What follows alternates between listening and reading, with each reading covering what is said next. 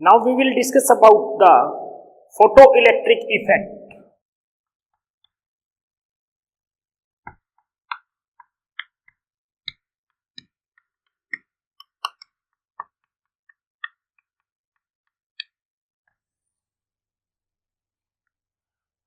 देखिए what is the photoelectric effect. अगर आपके पास कोई मेटल है और आपने उस मेटल पे सूटेबल फ्रीक्वेंसी की लाइट फॉल करवा दी। Suitable frequency means frequency greater than a particular value and that value is called as threshold frequency. And threshold frequency of light depends upon the nature of the metal. For the different metal, this threshold frequency will be different. अगर आपने किसी metal पर suitable frequency की light fall करवा दी तो वो metal electron eject करता है from the surface. This effect is called as the photoelectric effect. No, so what is the photoelectric effect? The spontaneous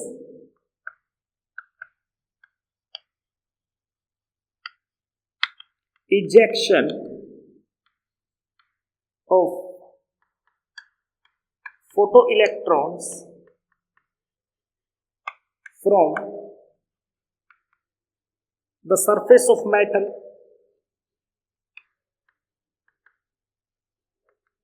when a light of suitable frequency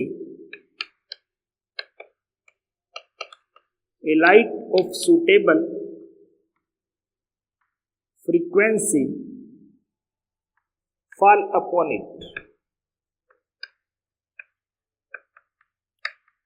अगर आप किसी metal के सरफेस पे suitable frequency की light fall करवा दें तो उसके सरफेस से इलेक्ट्रॉन इजेक्ट हो जाता है and that effect is called as photoelectric effect. अब इस फोटोइलेक्ट्रिक इफेक्ट को एक्सप्लेन किया था आइंस्टीन ने। इनके अकॉर्डिंग देखिए कि मान लीजिए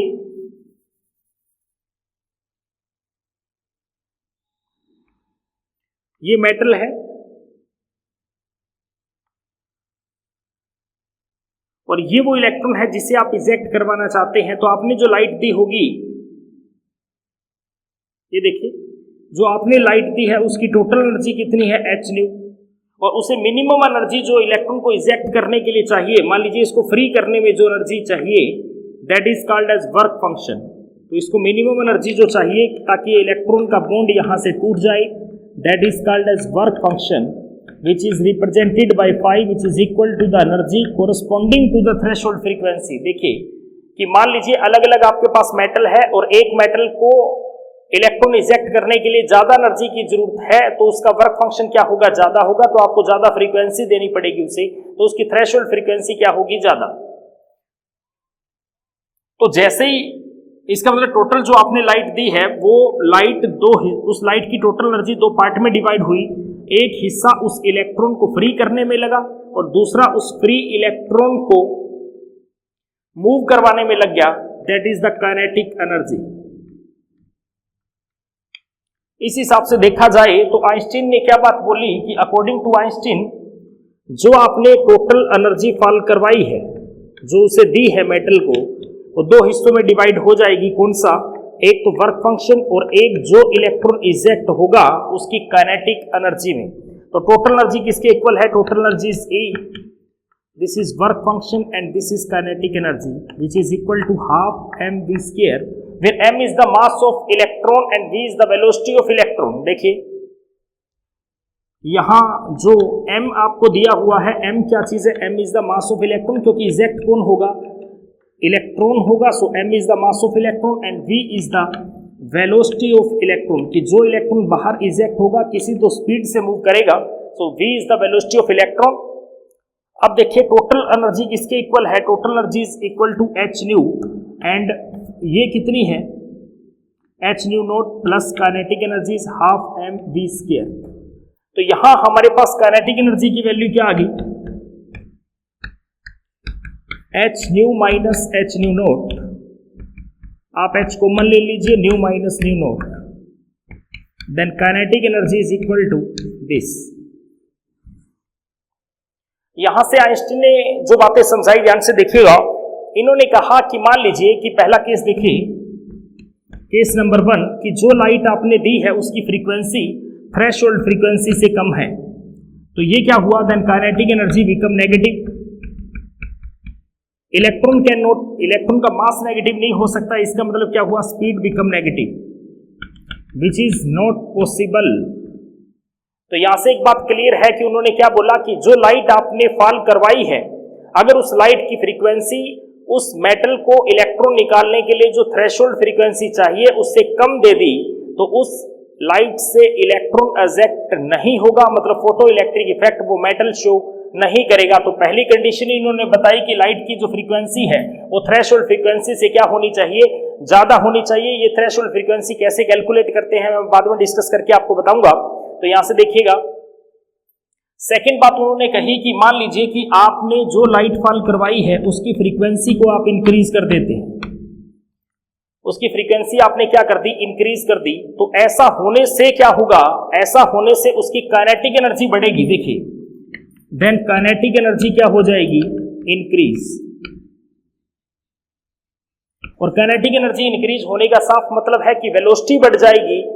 ऐसा नहीं होगा कि देखिए वो ये कहना चाहते थे कि जो आपने फ्रीक्वेंसी दी है, अगर आप फ्रीक्वेंसी इंक्रीज कर देते हैं तो आप ये मत सोचिए कि नंबर ऑफ इलेक्ट्रॉन ज्यादा इजेक्ट होंगे। सपोज कर लीजिए कि 200 जूल से इलेक्ट्रॉन इजेक्ट होना है और आपने 600 जूल की एनर्जी दे दी, आप सोचे कि 3 इलेक्ट्रॉन एक साथ बाहर निकल आएंगे, तो ऐसा नहीं होगा।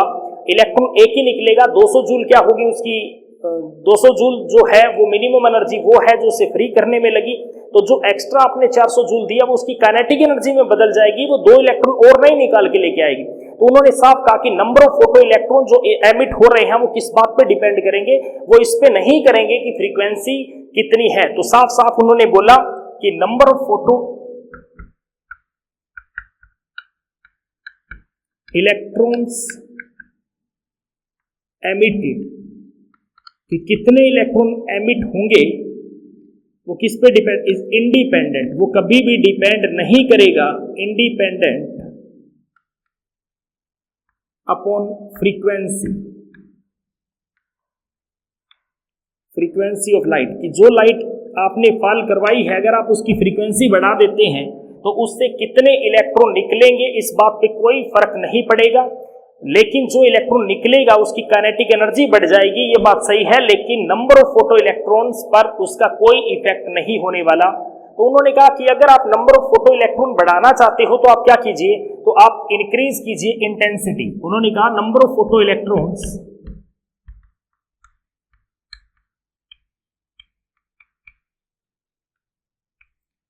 emitted is directly proportional to the intensity of light, कि वो किस बात पे डिपेंड करेगा, इंटेंसिटी ऑफ लाइट पर डिपेंड करेगा। ये दोनों बातें मोस्ट इंपोर्टेंट है, इस पे लगभग क्वेश्चन पूछ ही लिया जाता है। आप इन दोनों को देखिए, हम फोटो इलेक्ट्रिक इफेक्ट क्यों पढ़ रहे हैं, क्योंकि मैंने कहा था कि मैक्सवेल और जो प्लैंक थे उस वक्त का दौर था जहां मैक्सवेल थ्योरी से हम फोटो इलेक्ट्रिक इफेक्ट को एक्सप्लेन नहीं कर पा रहे थे। तो उस वक्त क्या दिक्कत थी जो बाद में आइंस्टीन ने सोल्व की, तो आइंस्टीन ने जो ये एक्सप्लेनेशन दी सारी की सारी on the base of Planck quantum theory थी। याद रखिएगा बात, ये सारी की सारी एक्सप्लेनेशन जो दी गई वो प्लैंक क्वांटम थ्योरी थी। और अब मैं आपको बताता हूं कि मैक्सवेल की थ्योरी से, मतलब क्लासिकल थ्योरी से ये क्यों नहीं एक्सप्लेन हुआ था, तो उसका रीजन आपको समझाता हूं। देखिए, अकॉर्डिंग टू क्लासिकल थ्योरी,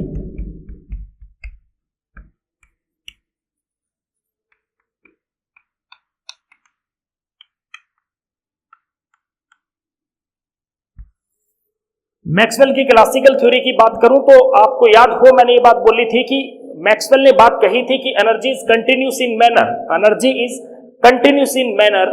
तो उनके अकॉर्डिंग बात करें तो सपोज कर लीजिए कि ये वो मेटल है जिसका ये इलेक्ट्रॉन आपको इजेक्ट करवाना है। इन्होंने क्या कहा था, मैक्सवेल के according energy directly proportional to intensity, not depend upon frequency, not on frequency. ये बात याद होगी कि एनर्जी किस पे डिपेंड करती है, उनके अकॉर्डिंग, मैक्सवेल के अकॉर्डिंग एनर्जी किस पे डिपेंड करती है, डिपेंड अपॉन द इंटेंसिटी। तो सपोज करिए कि मैंने एक पर्टिकुलर फ्रीक्वेंसी की light, that frequency is less than threshold frequency, suppose एक मिनिमम लाइट की फ्रीक्वेंसी करके मैंने लाइट को फॉल करवाना स्टार्ट कर दिया, सपोज करिए, क्योंकि फ्रीक्वेंसी कुछ भी हो मैक्सवेल के अकॉर्डिंग तो एनर्जी फ्रीक्वेंसी पे डिपेंड करती ही नहीं। यस, मैक्सवेल के अकॉर्डिंग तो एनर्जी फ्रीक्वेंसी पे डिपेंड ही नहीं करती, तो कुछ भी फ्रीक्वेंसी क्यों ना हो फिर क्या फर्क पड़ता है। तो मैक्सवेल के अकॉर्डिंग अगर मैक्सवेल की थ्योरी सही है तो हमने क्या किया, अगर एक ऐसी लाइट फॉल करवा दें जिसकी फ्रीक्वेंसी थ्रेशोल्ड फ्रीक्वेंसी से कम है, मान लीजिए इलेक्ट्रॉन नहीं निकल रहा, अभी नहीं निकल रहा, चलो मान लेते हैं, तो हमने क्या कर दिया, इंक्रीज इंटेंसिटी, मतलब हमने थोड़ी ज्यादा देर तक फॉल करवा दिया। यस, हमने इंक्रीज इंटेंसिटी, तो इंटेंसिटी इंक्रीज करने से एक टाइम, क्योंकि देखो उनके according energy depend upon the intensity, तो अगर आप इंटेंसिटी बढ़ा दें तो क्या होना चाहिए, एनर्जी, एक तो ऐसा टाइम आएगा ना जब इलेक्ट्रॉन इजेक्ट हो जाएगा। दोबारा समझिए इस बात को कि मान लीजिए कि एक इलेक्ट्रॉन को इजेक्ट होने के लिए 200 जूल एनर्जी चाहिए, और according to Maxwell energy frequency पे डिपेंड नहीं करती, और मैंने क्या किया, एक ऐसी फ्रीक्वेंसी ले ली जो उसकी थ्रेशोल्ड फ्रीक्वेंसी से कम है। आप छोड़ दीजिए आइंस्टीन की बात को, अभी मान लीजिए हमें पता ही नहीं है, मैक्सवेल के अकॉर्डिंग समझाने की कोशिश करता हूं। तो मैक्सवेल के according energy depend upon the intensity, not depend upon the frequency. Suppose कर लीजिए कि मैंने क्या किया, एक ऐसी लाइट ले ली जिसकी फ्रीक्वेंसी थ्रेशोल्ड फ्रीक्वेंसी से कम है, और मैंने एक पर्टिकुलर इंटेंसिटी की लाइट को उस लाइट को फॉल करवा दिया, ठीक है। और एक ऐसी लाइट जिसकी इंटेंसिटी तो ज्यादा है लेकिन फ्रीक्वेंसी कम है, मैंने ऐसी लाइट को क्या किया, मेटल के सरफेस पे फॉल करवा दिया, और ये भी मान लिया कि इलेक्ट्रॉन इजेक्ट नहीं हुआ, सपोज एक बार, तो मैं क्या करूं, इंटेंसिटी सेम रखूं और मैंने फ्रीक्वेंसी सेम रखूं और मैंने इंटेंसिटी को इंक्रीज कर दिया। तो अगर मैक्सवेल की बात सही है तो इंटेंसिटी के बढ़ने से एनर्जी बढ़नी चाहिए, एनर्जी बढ़नी चाहिए मतलब इलेक्ट्रॉन निकलना चाहिए। चलो मान लिया अभी भी निकला, हो सकता है अभी एनर्जी कम हो, तो इंटेंसिटी को और बढ़ा दीजिए। तो कोई तो ऐसा वक्त आएगा जब इंटेंसिटी के कोरस्पॉन्डिंग इतनी एनर्जी हो जाएगी, अगर मैक्सवेल की बात सही है तो इतनी एनर्जी हो जाएगी कि इलेक्ट्रॉन इजेक्ट हो जाएगा।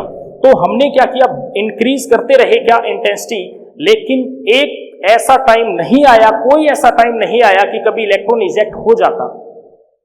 अब बात को समझिए कि अगर एनर्जी इंटेंसिटी पे डिपेंड करती तो एक वक्त इलेक्ट्रॉन निकल जाना चाहिए था, लेकिन ऐसा कभी भी हुआ ही नहीं। इससे एक बात तो क्लियर थी कि energy not depend upon the intensity. जो मैक्सवेल कहा करते थे वो बात बिल्कुल बिल्कुल गलत थी।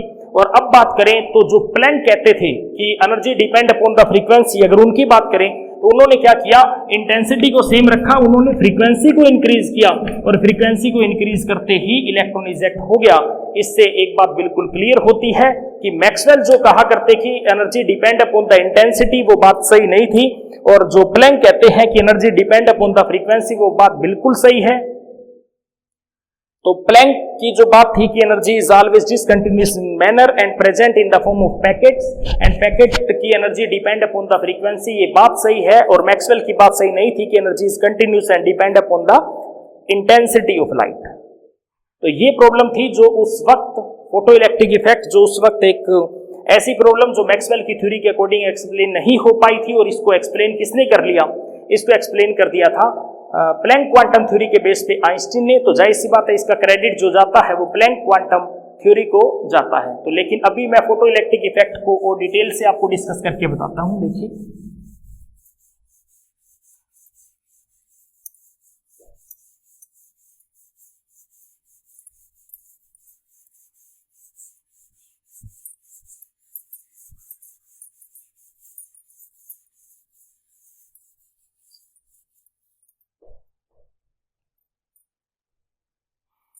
सपोज कर लीजिए कि आपके पास एक वैक्यूम ट्यूब है, और इस वैक्यूम ट्यूब में आपने जो कैथोड बना रखा है वो एक ऐसे सब्सटेंस का है जो आसानी से इलेक्ट्रॉन छोड़ सकता है। सपोज करिए this is the caesium metal. Caesium metal क्यों लिया गया, क्योंकि सीजियम की आयनाइजेशन एनर्जी कम है, वो आसानी से इलेक्ट्रॉन छोड़ सकता है थोड़ी सी एनर्जी से ही। और हमने इस वैक्यूम ट्यूब के अंदर एक विंडो रखी क्वार्ट्ज की,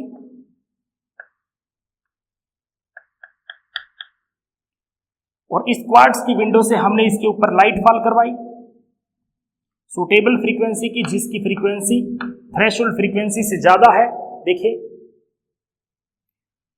असूलन जैसे इस मेटल के ऊपर एक पर्टिकुलर फ्रीक्वेंसी की लाइट फॉल करवा दी जाए जिसकी एनर्जी थ्रेशोल्ड फ्रीक्वेंसी से ज्यादा हो, फ्रीक्वेंसी थ्रेशोल्ड फ्रीक्वेंसी से ज्यादा हो, तो जाहिर सी बात है वो क्या करेगा, इलेक्ट्रॉन इजेक्ट कर देगा, इलेक्ट्रॉन एमिट कर देगा। तो जैसे इलेक्ट्रॉन बाहर निकले ये मूव करने लगे और हमने इसको मूव करवाने के लिए दूसरी साइड क्या कर दिया, एक और प्लेट लगा दी और उसको कनेक्ट कर दिया बाहर से एक पर्टिकुलर वोल्टेज से। जो बैटरी के पॉजिटिव टर्मिनल से कनेक्ट है दैट इज एनोड, इस पे पॉजिटिव चार्ज है, यस, और इस पॉजिटिव चार्ज की वजह से इलेक्ट्रॉन मूव करने स्टार्ट हुए, देखिए, और जैसे ही इलेक्ट्रॉन मूव करने स्टार्ट हुए करंट पास होना स्टार्ट हुआ in this direction. That current is known as photo electric current, that current is called as photo electric current. तो देखिए, तो ये फोटो इलेक्ट्रिक करंट किस बात पे डिपेंड करता है, इसकी बात करता हूं तो सबसे पहले इफेक्ट ऑफ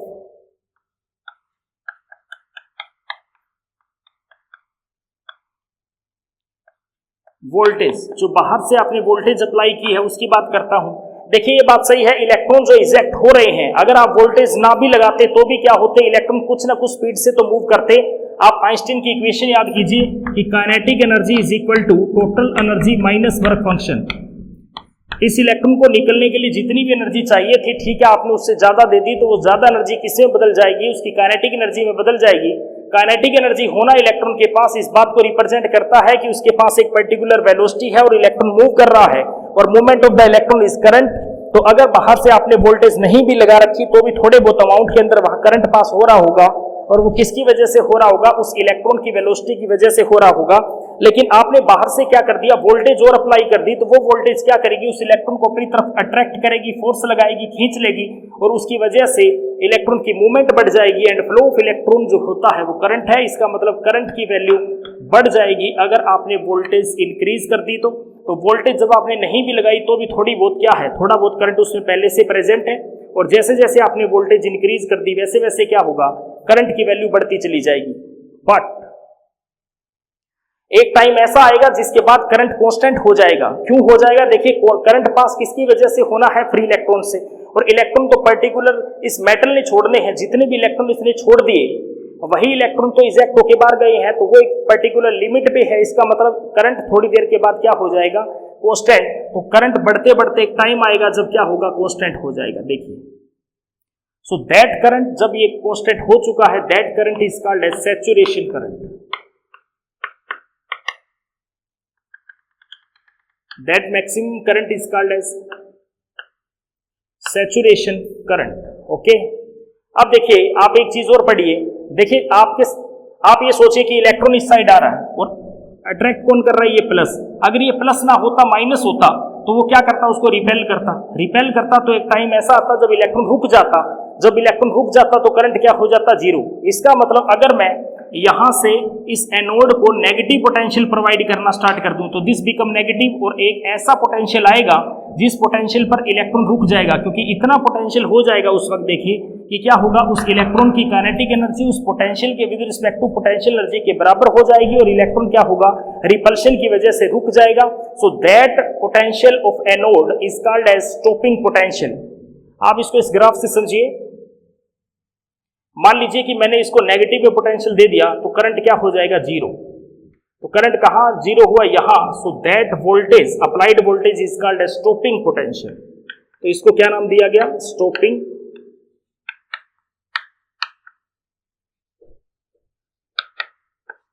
पोटेंशियल। तो हमने इसको क्या नाम दे दिया, स्टॉपिंग पोटेंशियल दे दिया।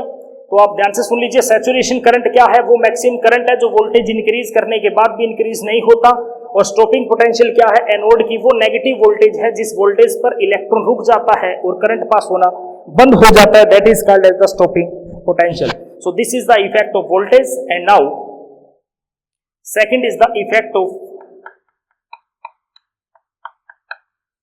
फ्रीक्वेंसी।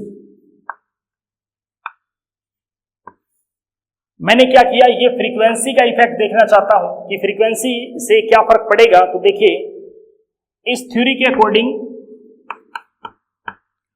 जो समझाया था आइंस्टीन ने, उनके अकॉर्डिंग जैसे जैसे फ्रीक्वेंसी इंक्रीज हो जाएगी वैसे वैसे उसकी काइनेटिक एनर्जी बढ़ेगी। देखिए, फ्रीक्वेंसी अगर आप इंक्रीज करोगे तो क्या होगा, काइनेटिक एनर्जी इंक्रीज होगी, और काइनेटिक एनर्जी इंक्रीज होगी मतलब इस इलेक्ट्रॉन की स्पीड बढ़ जाएगी।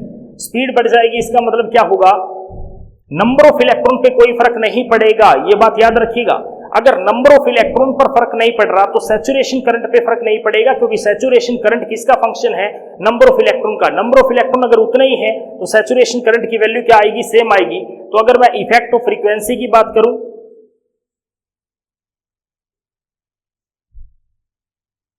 तो देखिए सैचुरेशन करंट उतना ही है,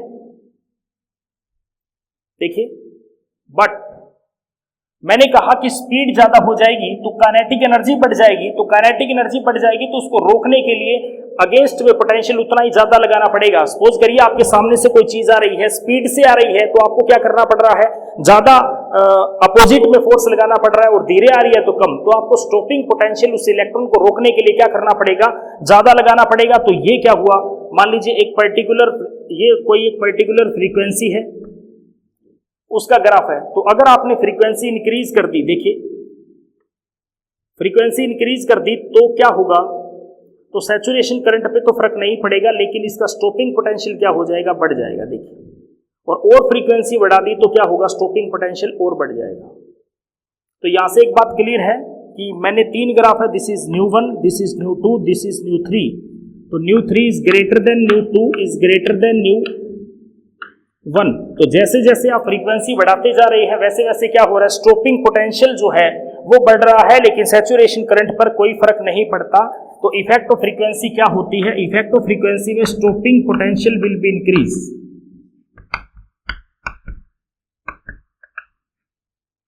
तो स्टॉपिंग पोटेंशियल क्या हो जाएगा? Will be increase by increase in frequency. अगर आप फ्रीक्वेंसी बढ़ा देते हो तो स्टॉपिंग पोटेंशियल बढ़ जाएगा, लेकिन सैचुरेशन करंट क्या रहेगा? Remain same. But saturation current remains same. ये बात एक बहुत बहुत इंपॉर्टेंट है कि सैचुरेशन करंट क्या होगा? सेम रहेगा, लेकिन स्टॉपिंग पोटेंशियल बढ़ जाएगा। अब देखिए इफेक्ट ऑफ, अब हमारे पास क्या चीज है? हमारे पास है इफेक्ट ऑफ इंटेंसिटी। अब हम क्या कर रहे हैं? इंटेंसिटी को चेंज करके देख रहे हैं। देन सी इज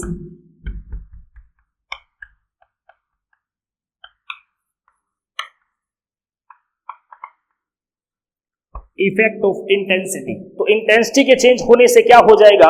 आप ग्राफ देखिए,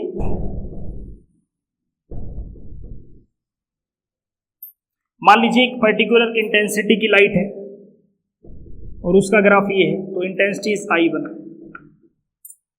देखिए अगर इंटेंसिटी इंक्रीज आप कर देंगे तो फोटो इलेक्ट्रॉन्स बढ़ेंगे। इस बार क्या होगा? Number of photo electron emitted जो है अगर वो बढ़ गए तो करंट क्या होगा? बढ़ जाएगा। तो अगर आप इंटेंसिटी राइज कर देते हैं तो ऐसे केस में क्या होता है? फोटो इलेक्ट्रॉन एमिटेड बढ़ जाएंगे, और ज्यादा राइज कर देंगे तो और ज्यादा बढ़ जाएंगे। तो फर्क किस पे पड़ेगा? सैचुरेशन करंट पे पड़ेगा। देखिए तो जैसे जैसे आप इंटेंसिटी राइज कर रहे हैं, number of photo electron emitted बढ़ रहे हैं, और number of photo electron emitted बढ़ रहे हैं, तो सैचुरेशन करंट की वैल्यू क्या होगी? ज्यादा होती चली जाएगी। लेकिन हर एक की काइनेटिक एनर्जी सेम है, चाहे कोई आप इंटेंसिटी ले लीजिए, लेकिन काइनेटिक एनर्जी क्या है? सेम है। जब काइनेटिक एनर्जी सेम है तो उनको रोकने के लिए पोटेंशियल भी क्या देना पड़ेगा? सेम। तो स्टॉपिंग पोटेंशियल रिमेन सेम इस बार। लेकिन इंटेंसिटी का क्या फर्क पड़ा? इंटेंसिटी से क्या हुआ? Saturation current. अगर आप इंटेंसिटी इंक्रीज कर देते हैं then saturation current will be increase. तो सैचुरेशन करंट क्या होगा? इंक्रीज होगा, लेकिन स्टॉपिंग पोटेंशियल रिमेन सेम। लेकिन स्टॉपिंग पोटेंशियल क्या होगा? सेम रहेगा, कोई फर्क उस पर नहीं पड़ेगा। तो ये था इफेक्ट जो है फोटोइलेक्ट्रिक इफेक्ट पर किन किन चीजों का होता है, वोल्टेज का क्या फर्क पड़ेगा, फ्रीक्वेंसी का क्या फर्क पड़ेगा, और इंटेंसिटी का क्या फर्क पड़ेगा। ये चीज हमने पढ़ी। और इंपॉर्टेंट बात आप इसके साथ ये भी समझ लीजिएगा कि अगर मान लीजिए कि बाहर से टेम्परेचर, प्रेशर या कोई भी चीज आप चेंज कर देते हैं तो उससे फोटोइलेक्ट्रिक इफेक्ट पर कोई फर्क नहीं पड़ता, क्योंकि ये एक्सटर्नल फैक्टर पर इंडिपेंडेंट है।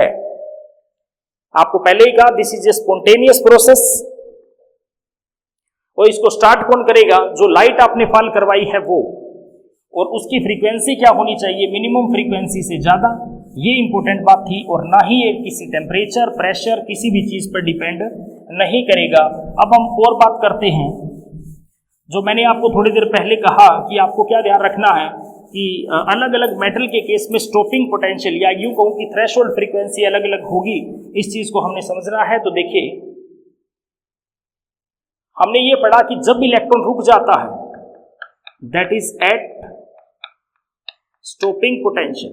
जब इलेक्ट्रॉन रुक जाएगा, तो क्यों रुक जाएगा? क्योंकि काइनेटिक एनर्जी जो होगी इसकी of electron become equal to potential energy of applied voltage, कि जो वोल्टेज आपने अप्लाई की है उसके कोरस्पॉन्डिंग पोटेंशियल एनर्जी जो है वो किसके इक्वल होगी? जो इलेक्ट्रॉन इजेक्ट हो रहा है उसकी काइनेटिक एनर्जी के। तो काइनेटिक एनर्जी क्या है? Half mv²।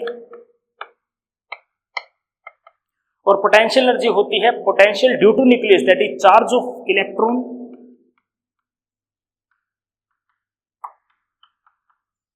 इनटू वोल्टेज, जो वोल्टेज आपने अप्लाई की है।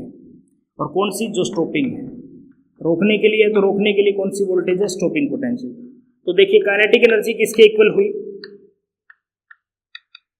चार्ज ऑफ इलेक्ट्रॉन मैग्नीट्यूड की बात करता हूं क्योंकि अपोजिट तो है ही, सो नेगेटिव साइन तो आएगा। Stopping potential is V0। तो मैंने क्या किया? सिर्फ मैग्नीट्यूड ओनली। तो काइनेटिक एनर्जी हमेशा अपोजिट होती है किसके? जो स्टॉपिंग पोटेंशियल दिया जाता है उससे 4 से मल्टीप्लाई कर दीजिए, जो एनर्जी आएगी उसके अपोजिट होगी। यस, ये बात क्लियर। उसके बाद देखिए, आपसे यू क्वेश्चन पूछ लिया जाता है कि किसी का stopping potential, suppose stopping potential is 12 electron volt, 12 volt, and what will be the kinetic energy? Then kinetic energy is 12 electron volt. और इलेक्ट्रॉन वोल्ट को अगर आप जूल में कन्वर्ट करना चाहें तो आप 4 से मल्टीप्लाई कर दीजिए, that is 12 into 1.6 into 10⁻⁻19 coulomb. तो ये सारा किस में बदल जाएगा? जूल में। तो इतनी क्या होगी? उस जो इलेक्ट्रॉन इजेक्ट होगा उसकी काइनेटिक एनर्जी होगी इन जूल। और आप अगर कोई ये कह दे कि स्टॉपिंग पोटेंशियल 12 इलेक्ट्रॉन वोल्ट है, तो आप इलेक्ट्रॉन हटा दीजिए, तो 12 वोल्ट क्या है? उसका स्टॉपिंग पोटेंशियल होगा। ओके, लेकिन हमने ये भी देखा, इसे इक्वेशन नंबर 1 मान लीजिए, but according to Einstein photo electric equation, लेकिन आइंस्टीन ने जो फोटो इलेक्ट्रिक इक्वेशन दी उसको अगर बात करूं तो वो थी kinetic energy is equal to total energy minus work function. और हम जानते हैं ये क्या है? hν minus 5। Then kinetic energy is equal to hν minus 5। This is equation number 2। आप क्या कीजिए? दोनों को कंपेयर कीजिए बाय कंपेयरिंग इक्वेशन 1 एंड 2। ये देखिए, आप इन दोनों को कंपेयर कीजिए, हमारे पास क्या आया? दोनों ही काइनेटिक एनर्जी है, इट मीन स्टॉपिंग पोटेंशियल के कोरस्पॉन्डिंग जो पोटेंशियल एनर्जी है equal to hν minus 5। Okay, तो stopping potential is equal to h by E. E उस साइड जाके डिवाइड हुआ तो क्या हुआ? Stopping potential is equal to h upon E into frequency minus 5 upon E, that is stopping potential per unit charge. आप इस equation को देखिए, स्टॉपिंग पोटेंशियल को y एक्सिस पे लीजिए, फ्रीक्वेंसी x पे, तो जो x के साथ है वो चीज क्या होगी? स्लोप। और ये क्या हुआ? इंटरसेप्ट। तो equation I y is equal to mx minus c, that is the equation of straight line. तो ये क्या है? इक्वेशन ऑफ स्ट्रेट लाइन है। अगर हम ग्राफ प्लॉट करें तो क्या आएगा? स्ट्रेट लाइन आएगा जिसका स्लोप पॉजिटिव है। स्लोप पॉजिटिव होने का मतलब लाइन नीचे से ऊपर की तरफ जाएगी। तो देखिए, मेरे पास ये है,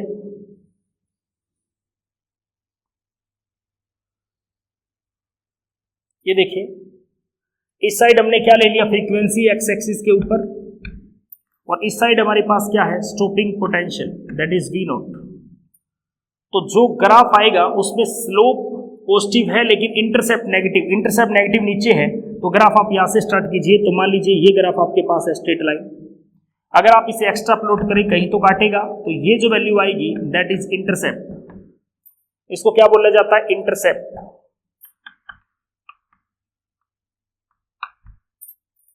और इंटरसेप्ट की वैल्यू हमारे पास यहां क्या है? -5/e, क्योंकि नीचे की तरफ आएगा graph, that is negative side में। और यहां से हम क्या निकाल सकते हैं? स्लोप। और वैसे हम जानते हैं स्लोप क्या चीज होती है? tan थीटा होता है। मतलब आप पर्टिकुलर यहाँ से यहाँ डिस्टेंस और यहाँ से यहाँ डिस्टेंस जो है वो ले लीजिए। तो ये वोल्टेज का अंतर और ये फ्रीक्वेंसी का डिफरेंस आपको चाहिए बस। तो slope is equal to tan theta. Then slope किसके इक्वल है हमारे पास? Slope is equal to h/e। And intercept जो है वो हमारे पास है phi/e। तो देखिए आप क्या कर सकते हैं, अगर किसी को किसी भी मेटल का वर्क फंक्शन चाहिए, वर्क फंक्शन, तो क्या कीजिए, उसका स्टॉपिंग पोटेंशियल का ग्राफ प्लॉट कर दीजिए। किसके साथ? आप ग्राफ प्लॉट कर दीजिए फ्रीक्वेंसी के साथ, जो लाइट आप फॉल करवा रहे हैं। इसका मतलब डिफरेंट फ्रीक्वेंसी की लाइट फॉल करवा के किसी भी मेटल पर उसको रोकने के लिए अप्लाइड में बार बार वोल्टेज दीजिए, जहां वो रुके वो नोट कीजिए और बाद में उसका ग्राफ प्लॉट कर दीजिए स्टॉपिंग पोटेंशियल का फ्रीक्वेंसी के साथ। और उस ग्राफ का जो इंटरसेप्ट आएगा वहां से आप क्या निकाल सकते हैं? फाई की वैल्यू निकाल सकते हैं। और फाई किसके इक्वल है? h nu naught. और यहाँ फाई क्या है? Phi is the corresponding to threshold frequency. तो जो फाई की वैल्यू है वो किसके इक्वल आएगी? h nu not. तो हम क्या निकाल सकते हैं? न्यू नॉट निकाल सकते हैं φ/h। तो किसी भी मेटल की थ्रेशहोल्ड फ्रीक्वेंसी आप कैलकुलेट कर सकते हैं उसके स्टॉपिंग पोटेंशियल का ग्राफ प्लॉट करके, किसके साथ? जो लाइट आप फॉल करवाएं उस की फ्रीक्वेंसी के साथ। तो ये पूरा जो कंसेप्ट था वो क्या है हमारे पास? Photo electric effect. इसका एक क्वेश्चन आपको डिस्कस करके बता देता हूं। देखिए आपसे यूं 2-3 ग्राफ आपको दे दिए जाएंगे। सपोज कर लीजिए कि ये